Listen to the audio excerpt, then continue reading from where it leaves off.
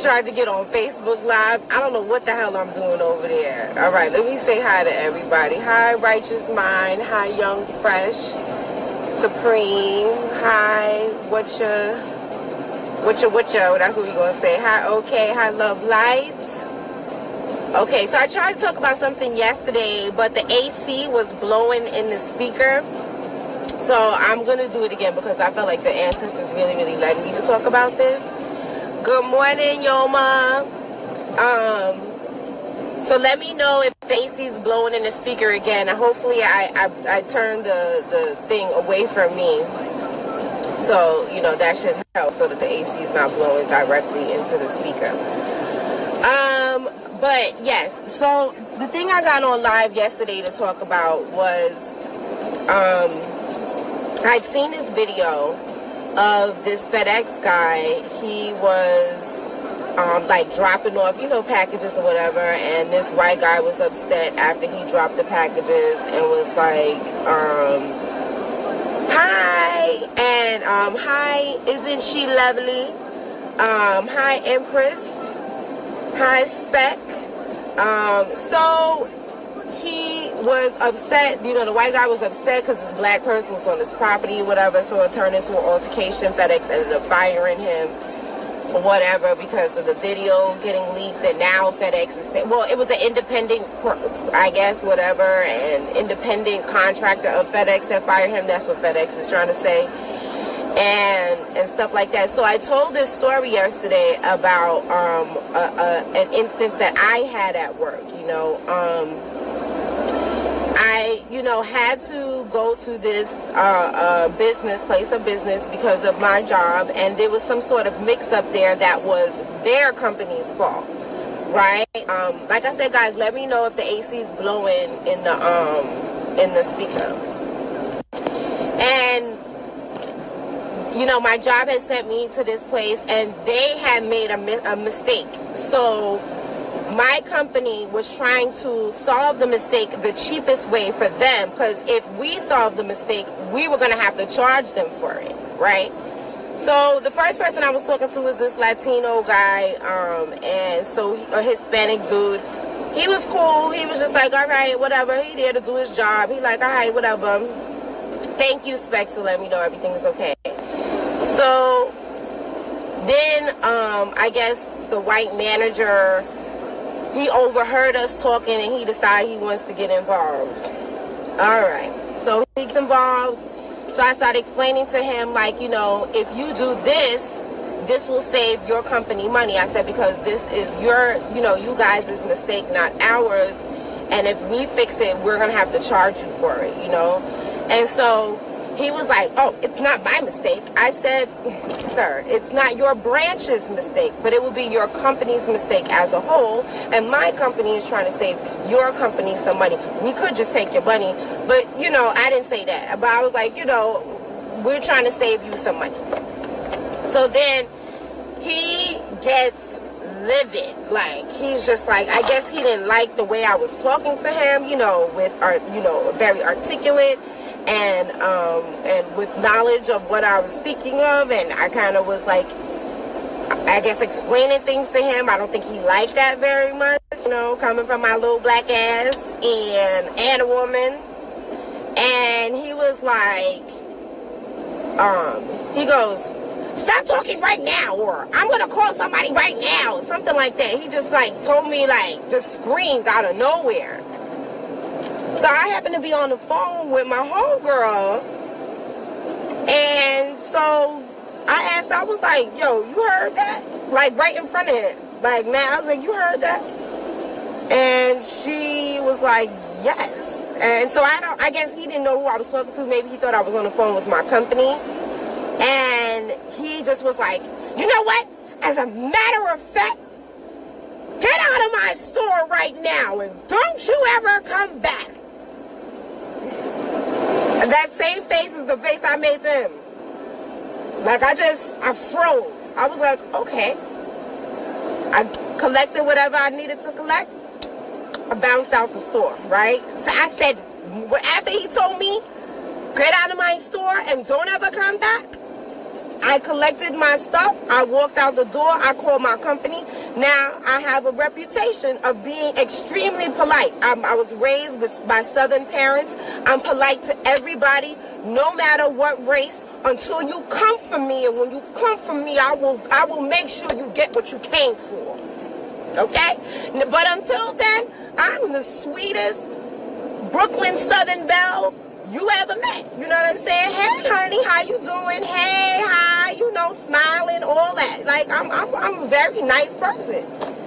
So I have a reputation of being that way, especially with my job, because in my job, I have to deal with a lot of sick people. So I have extended compassion, because I know most of the people that I'm going to see are sick. You understand what I'm saying? Regardless of race. So I tend to have extended compassion because of that, extended patience that I don't usually have for adults because of that. So, and I have this reputation. So when I spoke to my company as a woman, right, I'm not playing the whole I'm tough role. When I got on the phone, I was like, oh my God, I was so afraid. Oh my God, he yelled at me. I didn't know what to do. And I felt like it was because I was black. Oh my God, I was so afraid. He was so scary yelling at me. Oh man. I'm not going to go in there tough like I could beat him. That's a grown man. I went back to my company and I cried. And I told them, I was like, yo, I don't feel safe going back there. The way he yelled at me and he told me never to come back. Oh my God. I don't feel safe. I don't feel comfortable. I was so afraid. Yes, honey. I sure did. I sure did. And then I told them, oh my God, I'm so uncomfortable with this guy that I never want to return to that. I can't go back to that store ever again. He told me never to come back. I can never go back to that store again. Oh my God. I'm so afraid. Yes, you're damn right. Hello? Come on, man. Y'all got to use this shit. You got to work people. When is you know, advantageous to you. I'm not a manipulative person, but honey, I do what I gotta do though. And that's what they would have done to a black man. So, oh my God, I was so afraid. I didn't know what to do. And so then when fate had it, right, that the same guy was in dire need of our company to come back. I mean, he was desperate, right? He was desperate for somebody to come back, right? One of our people to come back. And I was the only one in the area. And they was asking me to go. Nope. My company offered to pay me double. No, it's not worth the money. I'm so afraid. He told me never to come back. I just want to follow his instructions. He told me never to come back. Because look at how people, what I'm thinking. You know me and my melanin, okay? I'm thinking to myself, yo, as soon as I go back to this store, he could call the police on me and say that I'm there to exert revenge on him. Because I don't know if I was on tape. I don't know if that exchange was on tape. All he has to say was, this bitch was in my store earlier today. I told this black bitch to leave. That nigger bitch didn't leave. And she came back with her nigger friends. And then you know, next thing you know, my ass is face down on the concrete. If I'm lucky. If there's not a bullet in my fucking back. So I was like, nah, son, I don't care how much money you give me. I'm never going back there. To this day, I never went back. Some things are worth more than money. You couldn't pay me. And my company, they were like, come on. Oh, yeah, I forgot about that part yesterday. He was like, dude, apologize. My company apologized profusely, right? I will have to say that. That was one thing about the company that I worked for. And maybe because I did that Becky shit so good, you know what I'm saying? It got me a little bit of sympathy. But they definitely had my back on that, and I was like, but they also tried to get me to go back. They was like, you know, he apologized. He didn't mean it. You know how I feel. An apology from a racist don't mean shit. They'll apologize. They'll say anything to get you to do what you want them to do. So I was like, no, I appreciate the apology. Thank you very much. No, thank you. I'm not going back. I'm not. I don't care how much he apologized. You apologize. No, I don't feel comfortable. I'm scared. I'm scared. I'm scared. So I never went back. And, you know, I say all this to say, and the crazy part about it was, there was, he actually follows me. It was one of my coworkers. They ended up calling him to the store as my backup, right? So, you know, even with him, like, although it was right after it happened, I really was shook up, right? And to see a black man come to my rescue, like, even though my company sent him, the fact that he was willing to come, you know, I really, really appreciated that. And I definitely, like, I just thank, like, he was like, are you all right? And I was like, yo, that was kind of fucked up. Like, it came out of nowhere. And I was, you know, and he just hugged me. And I just, like, I'm crying on a strange black man's chest that I had never met before in my life. And I salute to that brother. He follows me. I don't know if he wants his name to be out there, but salute to that brother. I will never forget you for that. You know what I'm saying? But yeah, he was like, yo, that dude would never pull that with him, because he's a big dude. You know what I'm saying? He was like, he ain't never talked to me with disrespect. So I knew it had to, because he felt like he could do it. Like, he felt like I was weaker than him, which, you know, now I'm going to pick up things to try to even the score, but I'm not going to sit here and pretend like I can beat a grown man of any race. I'm not going to pretend. I'm a small girl, but I will pick up everything I can to beat your ass, though. You know what I'm saying? Right. You're right. They'll apologize just long enough to get what they... Yeah, and to do the same thing again. Nah, I wasn't about that apology. I already told y'all I don't accept apologies from racists. Fuck them, and fuck your apology. It don't mean shit to me. That was in your heart, and you can go eat. I'm gonna try to, you know. So, you know, salute to that brother for coming to protect me, coming to my rescue. I forgot that part yesterday. And, you know, I really, that's something I will never, ever forget him for, you know. So, the second thing that I talked about yesterday on live was the fact that, like, what growing up with for me was like, you know. So when I was a kid, like, I was bullied.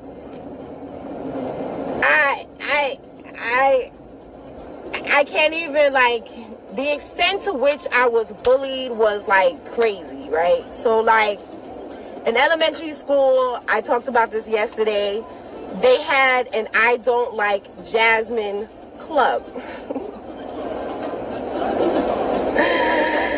They had an I Don't Like Jasmine club. How did we know that they had an I Don't Like Jasmine club? Because, of course, it was a secret club, right? I am Jasmine, in case you haven't noticed. So I am Jasmine. They had an I Don't Like Jasmine club, and the way we found out was, I think it was like my third grade teacher. My third grade teacher, I went to a really small school, so there was only 2 classes of each grade, right? So, and it was a really small, and everybody at the school, we were all like really, really smart. You know, we're all really smart kids or whatever in this elementary school. So, you know, our bullying is smarter than most people's bullies. Like, my bullies were very intelligent, okay? So, the way my parents found out of that, there was my parents and I found out that there was an I Don't Like Jasmine club was because my teacher found the entry essays into the club. So, yes, you had to write an essay on why you don't like Jasmine. I am Jasmine. You had to write an essay on why you don't like Jasmine to the president of the club, which was this girl named Aisha. Right? Aisha, and Ashanti was the vice president of the I Don't Like Jasmine Club. Right? I am Jasmine.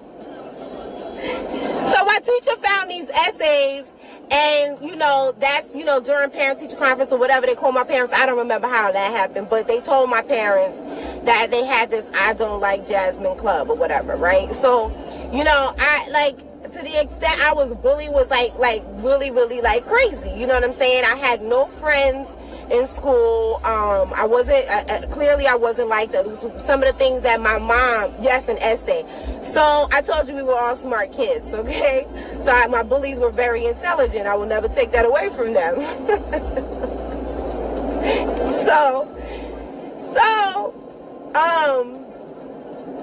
And those two girls, they were like the smartest girls in the class. As a matter of fact, I feel like, if I remember correctly, they had the highest GPAs in the class. The president and the vice president, Ashanti and Aisha. And so, these girls, so my mom, what she would try to do, this is why I believe you have to stand up to your bullies. Like, my mom, she would try to, because my mother is a Christian, she's one of those, turn the other cheeks. You got to hit your bullies with love. You got to give them, pray for your bullies. And then God and Jesus will make everything okay. So my mother, what she would do is she would have slumber parties, at one-on-one slumber parties with these girls and I, right? So Aisha came to my house, Ashanti came to my house, other members of the I Don't Like Jasmine Club came to my house for a slumber party, for one-on-one slumber parties. And we always had a good time when they were at my house, and then they would go right back to school and do it again. Every single girl, every single time. It's my mom showing them love and kindness only made it worse when I got to school. Okay? Now, I say all that to say, you guys know I'm American. I'm a foundational Black American. My parents are from the South. I don't have any West Indian blood in me, right?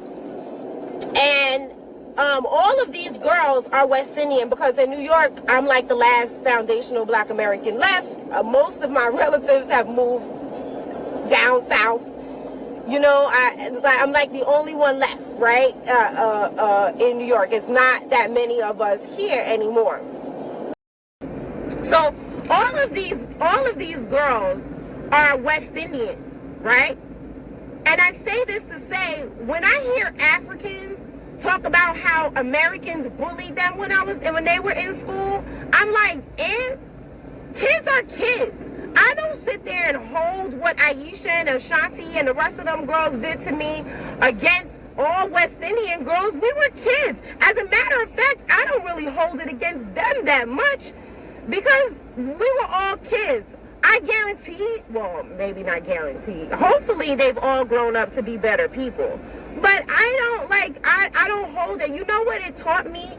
It gave me the security of being by myself. I know how to do things dolo. I don't need nobody because I never had no friends. I was never the popular girl. I was never the girl that everybody liked. So I never really had that. So I don't really need it. So if you talk shit about me, I don't really care because people have been talking shit about me since I came out the womb, pretty much. You know what I'm saying? And all of it wasn't true. They would make up things about my me and my family and say things about me that wasn't true in the 3rd grade. So I don't really care what people have to say. You could pretty much, I don't care. It gave me the thickest skin. And I guess it kind of made me really good for this internet thing too, because shit, you can say whatever you want. I don't give a fuck. I'll just block you. You know what I'm saying? I don't really care what people have to say. But I say all this to say, like, I don't really understand, like, how because I saw somebody had posted something. I think it was Remy. Like, I don't really, or maybe it wasn't Remy, because it was some. It was in a closed group. It was in a closed group of. But there was, somebody was talking about how Americans bullied them when they was in school and all of this and this and that. And I don't like, seriously, y'all talking about what happened to you guys as children. Let me go on and talk about some more of the bullying that I went through, because I talked about this yesterday. So I remember that, like, okay, so before the 3rd grade, like, I used to hang out with, like, all the boys and stuff like that, because I already told y'all the girls did not like me. So I used to hang out with mad boys, right? Now, when we got around the 3rd grade, that's when girls started changing and growing. Let's be real. Girls started growing boobs. I have always been a late bloomer. Late, okay? Late. In high school, when a freshman in high school, I was only 4'11". You know what I'm saying? I always was small. I always looked crazy young. You know what I'm saying? Like, so I didn't have no boobs. You know what I'm saying? And so I remember in school, when all the girls were getting boobs, that's when the boys started turning on me. You know what I'm saying? The boys started teasing me and telling me that I didn't have no boobs. Where are my boobs? You know what I'm saying? All this kind of stuff. And so then I was getting it from the girls, and now I didn't have the boys to play with either. You know what I'm saying? So, it was rough. And I remember specifically a time, because I would wrestle with the boys. I was always getting hurt. I'm trying to speak better thoughts, or better things into my life. I'm trying to manifest better things into my life. So I used to be very accident prone. Like, I've lost all of my nails at least one time. I've lost pretty much all of my toenails at least one time, because I've dropped rocks on my hands and my feet, and, slammed my hands in car doors.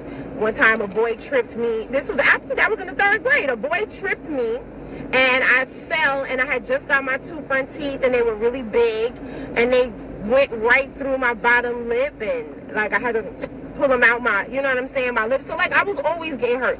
So I was sorry, driving. So I was wrestling with the boys one day, and all the girls were wearing training bras. I wasn't wearing a training bra because I didn't need one.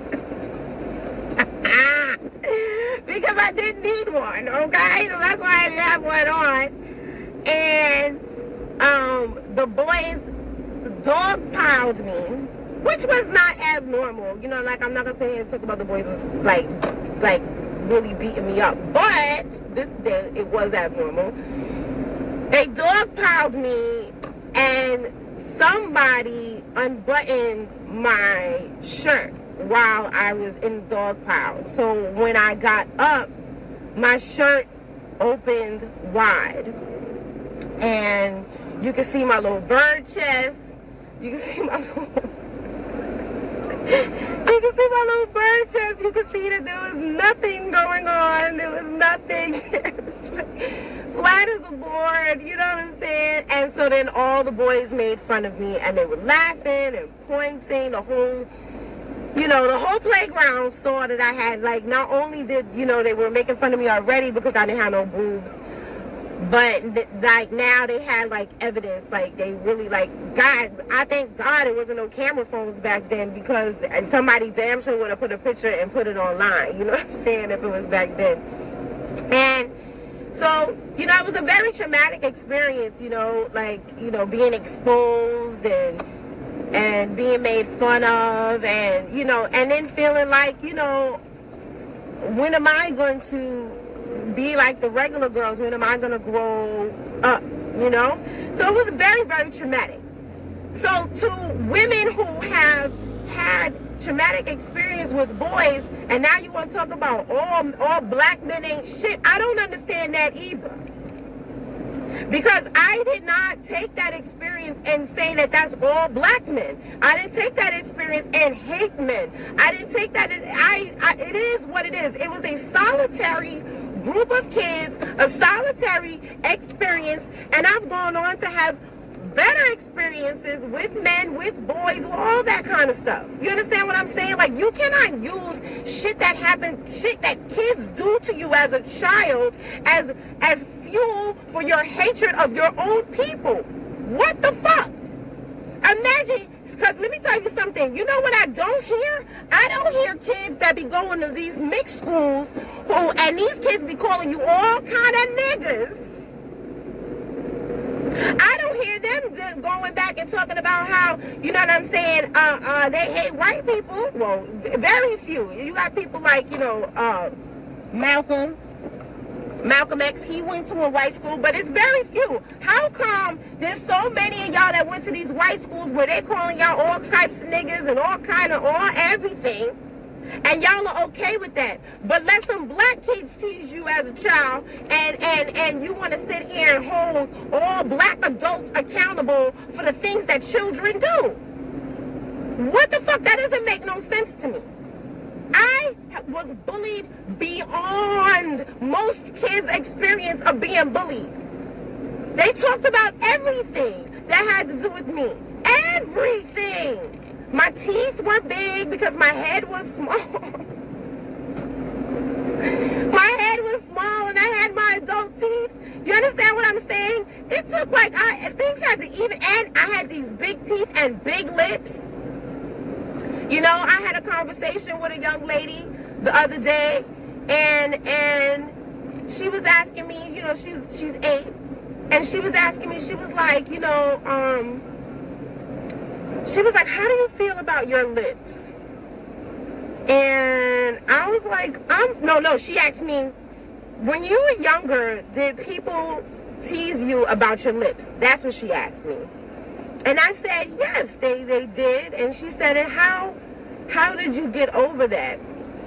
And I sat and I thought, and I was like, you know, well, yes, kids tease me about my lips. I was like, and I said, for a long time, I was really self-conscious about it. I really hated them. And I didn't tell her this, but I'm going to tell you guys that I remember being a teenager and wanting to get plastic surgery to reduce the size of my lips. I was like, you know, there's got to be a surgeon that can make these things smaller.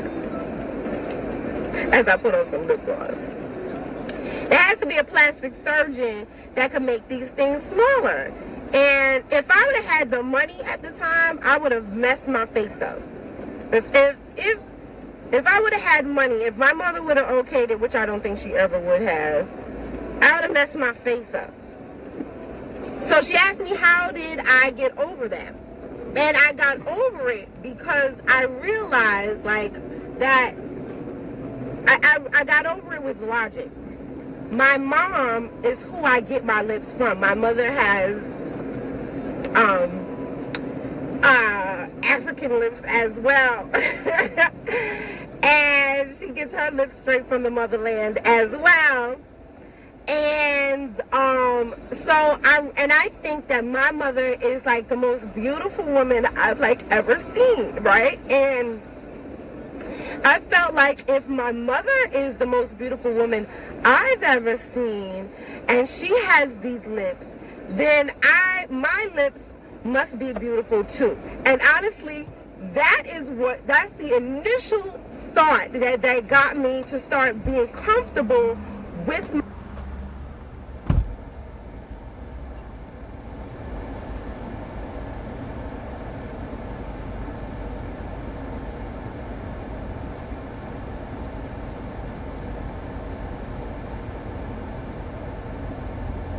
lips, and they're like, you know, like literally busting blood vessels and stuff in their lips to try to make them swell. And then it was so funny because I was on Instagram, and right when I was with the young lady, this tutorial came up on how to over outline your lips and stuff like that. These white girls be looking ridiculous, putting lipstick all up here, looking like Ronald freaking McDonald. So, you know, and so I explained this to her because she, you know, her lips aren't the smallest either. So, you know, she's trying to, like, learn how to be comfortable and her black features. And so, you know, like, I'm helping her with that, like, you know, and so I say all this to say again, like, I don't understand this whole blaming children for bullying you, or like, do you realize a lot of these bullies that bully kids, they be having problems? Like, I found out later on that a lot of the reasons why those girls in that school bullied me the way they did was because I was the only one with a father.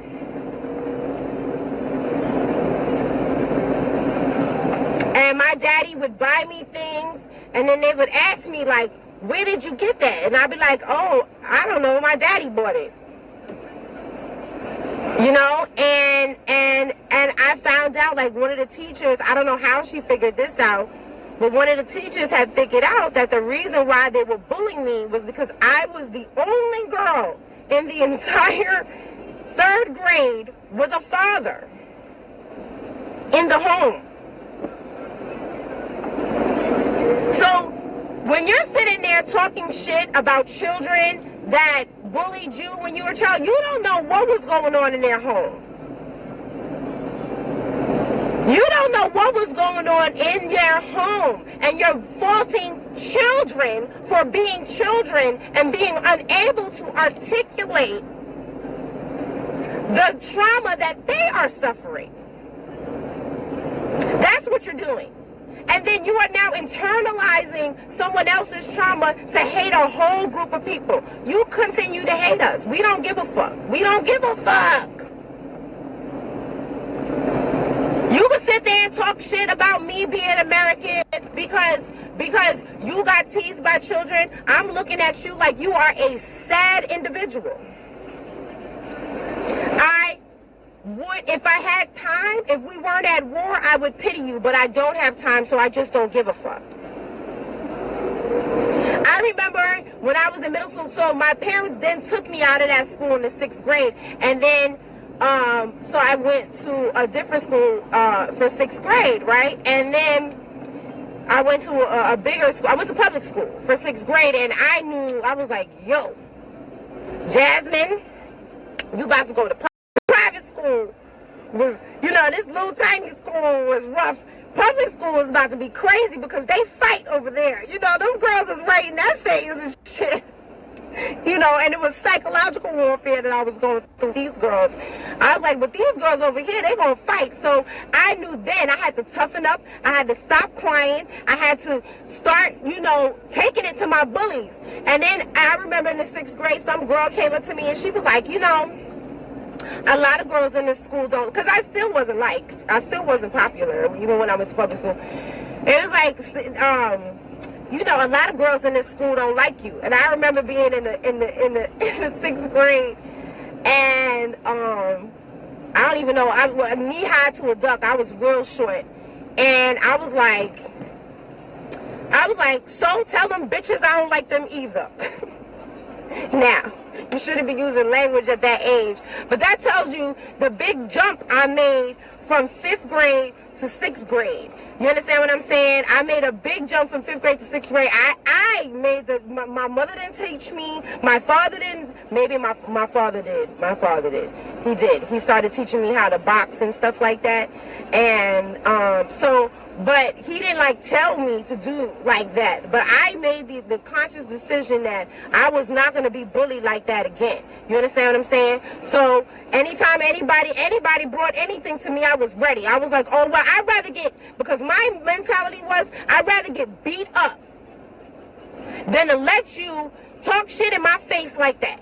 You just gonna have to fight me, and I just gonna have to lose, but I'm gonna do my best to whoop your ass because I was small. So I knew a lot of times when I was bringing it to these chicks, I knew I might not win. I knew I might not win. I didn't care. Okay? You wasn't gonna talk to me and treat me like shit for the rest of the goddamn school year. You wasn't gonna do that to me. Okay?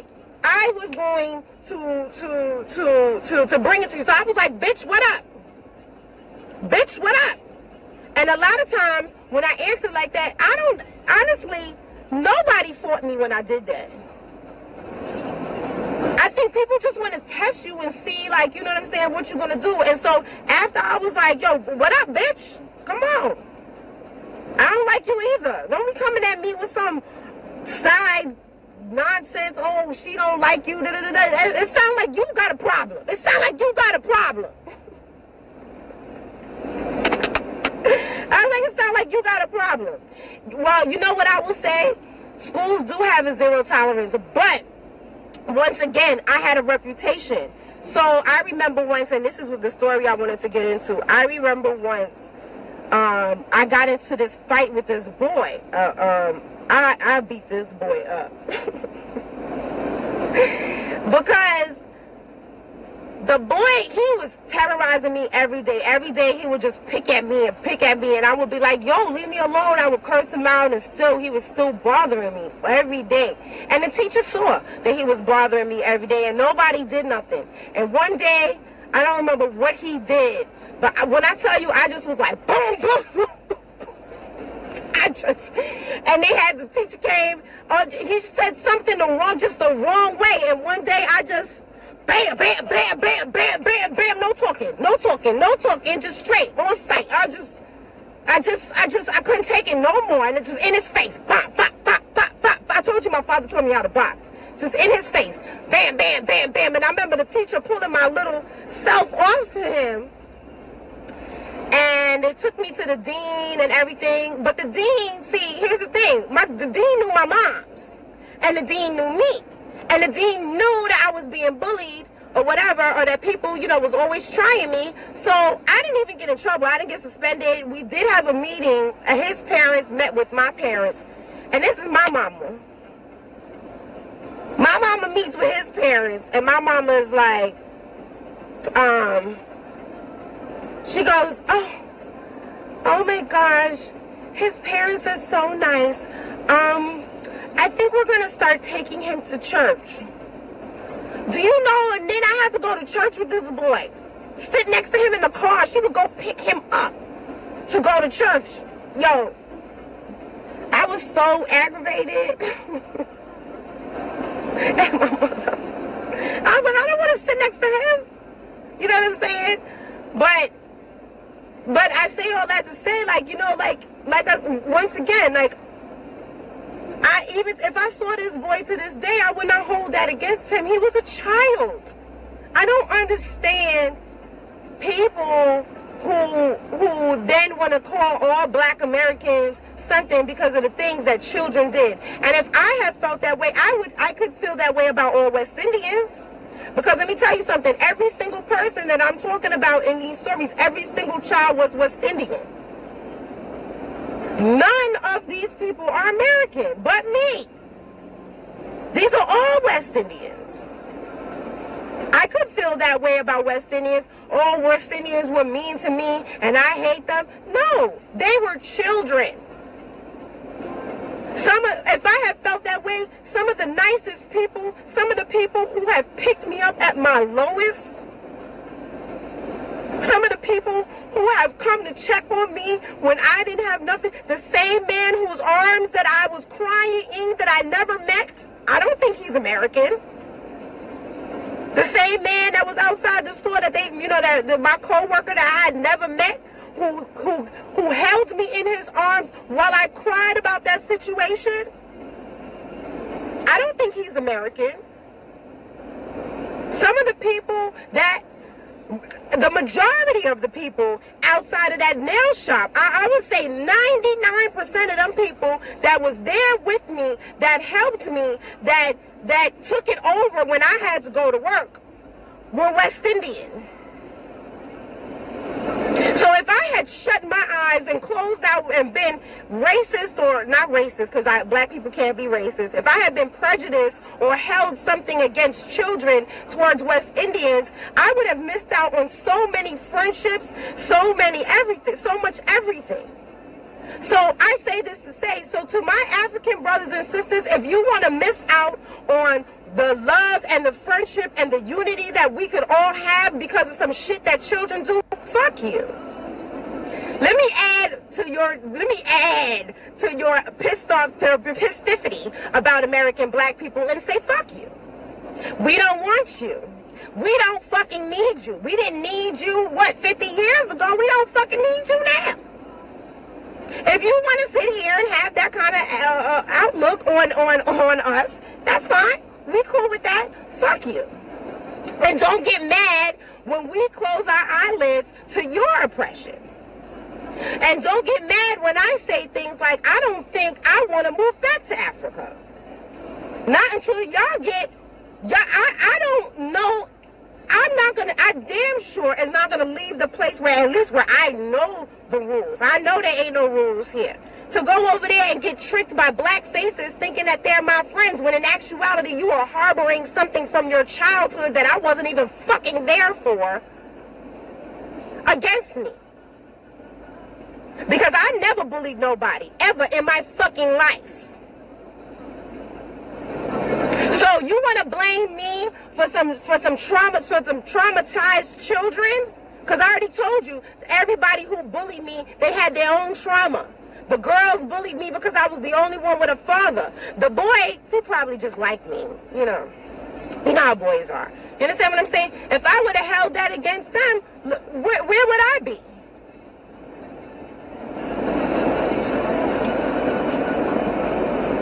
So if that's how you want to be that way. We cool with it. We don't give a shit. You don't see, and I have to be honest about this, I'm not coming to your country looking for asylum. So I definitely don't need you to accept me. Foundational Black Americans are not hopping on flights and begging your countries for citizenship.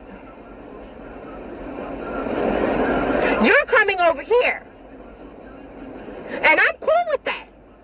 Come on over. But don't come over here and then hold the trauma of children against us as now that we're adults, if that's what you want to do. Alright, I think I'm done now. I'm at my destination. I gotta go to work. I hope I did a good job of explaining things, you know. Maybe I'll try to get on live in the morning times when I'm driving into work or whatever more often, just so I could so y'all check me out around 10, 11 o'clock. I'll be trying to go live with you guys, since I'm just not editing shit. I'm sorry. I honestly, I'm so focused on what I'm doing to prepare myself and my family and my friends for this war that we're currently in. I can't be wasting time editing videos. I'm sorry, I can't. I'm trying to, help, this young lady that has now, in my vicinity. I'm trying to help her with certain things. I'm trying to help other people with certain things. I'm making masks, whenever I can. And God, I hate making masks. I'm not gonna lie. It's right here. I'm in the car, so I just ain't put it on. So it's right here. So I'm making masks and all this kind of stuff, and I just don't have time to edit. But I'll get on live and talk about different topics. I'll try to do that more. It seems like Instagram is allowing it to happen. So y'all check out my lives, and I've been posting them on Facebook for a day. So I'm gonna try to post them on Facebook. Maybe I might even try posting it on YouTube. I don't know. It depends on if I feel like it or not. Because there are some things that I do want to discuss that's been going on, and so we'll talk about it, all right? All right, y'all. Bye. Enjoy the day. It's very warm out here. Lord, have mercy. Bye.